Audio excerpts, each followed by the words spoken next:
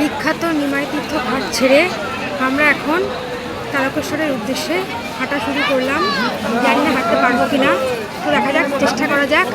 ভোলে বাবা পারকারাগা দিয়ে শুরু করলাম। ঘড়িতে টাইম 7:45। দেখা যাক কোন জায়গায় পৌঁছাতে আমাদের কত টাইম লাগে, সব কিছুই আমি ভিডিওর মাধ্যমে তোমাদের জানাতে থাকবো। তো চলো হাঁটা শুরু করা যাক। 7:45 নিমাই তীর্থ ঘাট, বৈদ্যবাটি, হুগলি।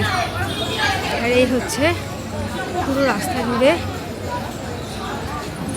হাঁটতে যা যা জিনিসপত্র লাগে, আর প্রচুর দোকান এখানে। ঘড়িতে টাইম 8:10। আমাদের মোটামুটি 1.5 কিলোমিটার মতো হাঁটা হয়েছে। আর রাস্তা জুড়ে এরকম আলোকসজ্জা, মানে পুরো রাস্তায় এখনো পর্যন্ত বেশ লাইট। আর পানীয় জলের ব্যবস্থা, বায়ো টয়লেট সবই রয়েছে।